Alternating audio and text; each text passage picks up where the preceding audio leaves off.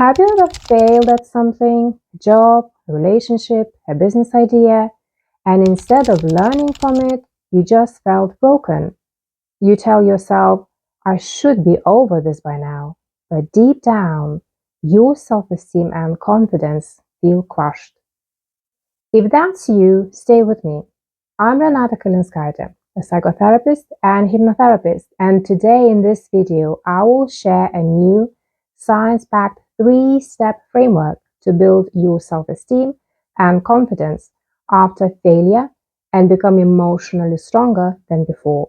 Later in this video, I will also share free guided self-esteem audio you can download to start gently retraining your inner dialogue so you can feel calmer, stronger, and more self-assured each day. Let's start with why failure hits so hard.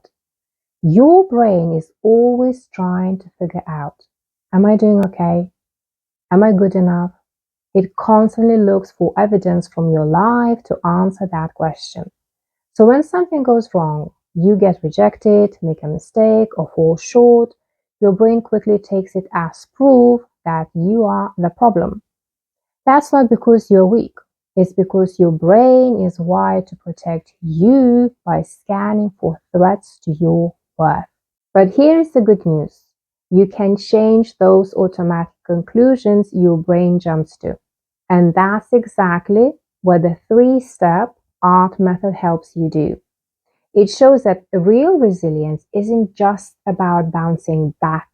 It's about bouncing forward and growing wiser, stronger, and more self-trusting because of what you have been through. When we fail, our first instinct is often to avoid how we feel. We tell ourselves things like, it's fine, I didn't care anyway. But the truth is, pushing the pain away doesn't make it disappear, it traps inside. Acknowledgement is the first step to healing. It simply means facing what happened and noticing how it affected you without judgment.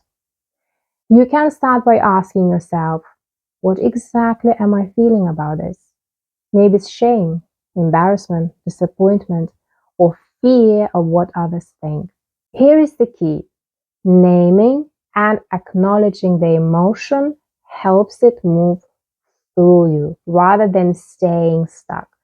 Neuroscience shows that when you name what you are feeling, the amygdala, the part of the brain that triggers emotional alarm, begins to calm down, and the logical, grounding part of your brain switches back on. Let me give you an example. Imagine someone applies for promotion and doesn't get it. Their first reaction might be, it's fine, I don't really want it anyway. But later, when they slow down and get honest with themselves, they realize, I feel small. I feel unseen. That moment, the moment of truth with yourself, is acknowledgement. It turns emotional chaos into clarity. Here's a simple way to try this yourself.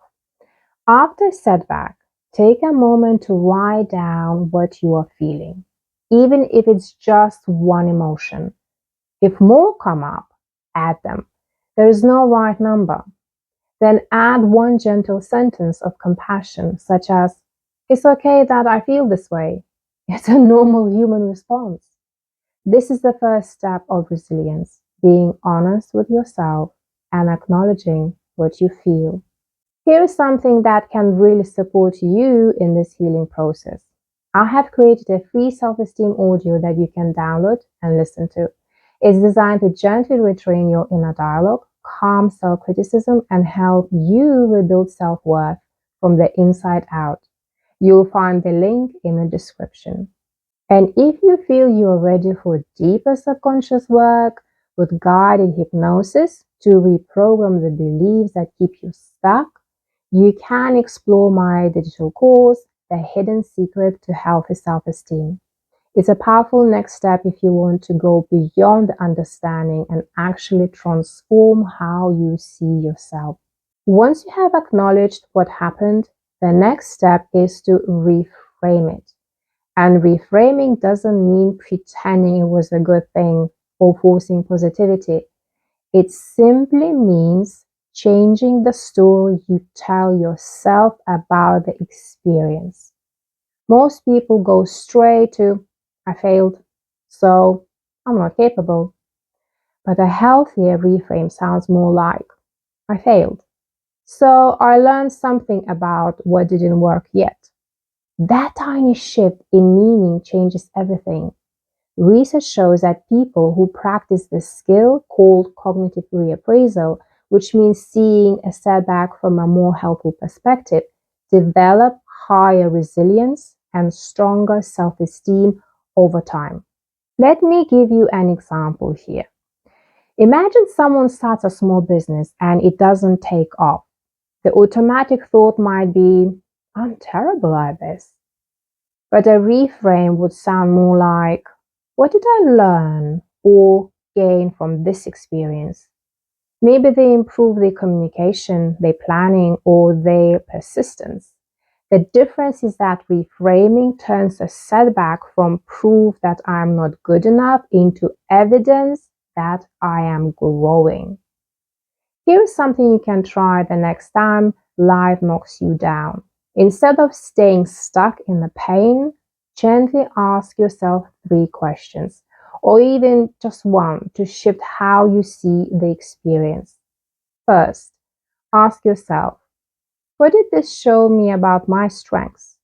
Maybe it revealed that you are more resilient, brave, patient, or determined than you realized.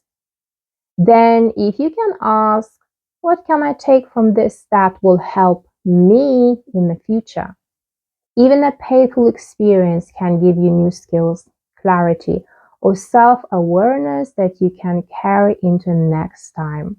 And finally, when you are ready, ask, how could this experience help me be kinder to myself and more understanding of others who are struggling too? When you walk yourself through these questions, the experience stops feeling like a personal attack on your worth and becomes a chapter of growth you can carry forward. This is how a failure becomes wisdom, not a wound.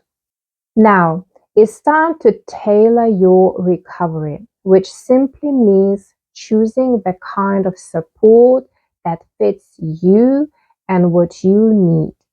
Not every setback needs the same approach. For one person, rebuilding self-esteem might look like talking to a supportive friend. For someone else, it might be rest, journaling, or setting one small achievable goal to rebuild confidence. This step is about personalized resilience, choosing what truly supports your well-being and growth, not quick fixes, not escapism or numbing, and not the things you feel pressured to do. For example, after a painful breakup, it's easy to feel not enough. So instead of pretending they are fine, they tailor their healing by spending more time with people who genuinely value them and by doing activities that reconnect them with who they are outside of the relationship. This helps rebuild their self-worth from the inside out. Research shows that regaining a sense of control, taking just one small action that reminds you, I can influence my life, is one of the fastest ways to repair self-esteem and confidence. Here is a simple way to try it. Ask yourself, what's one small action I can take today that reminds me I'm capable? It doesn't have to be big. Sometimes it's tidying your space, finishing a task you have been avoiding, moving your body, or checking something off your list. Even a small act of self-respect can gently rebuild your confidence. Let's recap. Step 1. Acknowledge your emotions without judgment. Let yourself be honest about what you feel. Step 2. Reframe your thoughts by turning failure into feedback. Shift the story from I am not enough to I'm learning and growing. And step 3, tailor your recovery by choosing what truly supports you, not quick fixes, Not numbing or escapism, and not what you feel pressure to do, but what genuinely helps you move forward.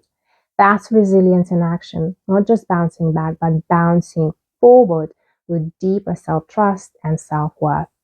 Remember, you are not defined by what broke you. You are defined by how you rebuild.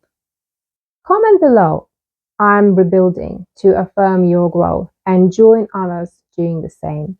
And if you would like to take this work a little deeper, check out my free self-esteem audio to start retraining your inner dialogue and rebuilding your confidence. You'll find the link in the description. If this video helped you, please subscribe for more and share it with someone who might need a reminder of their worth today. You are not your failure. You are your next chapter.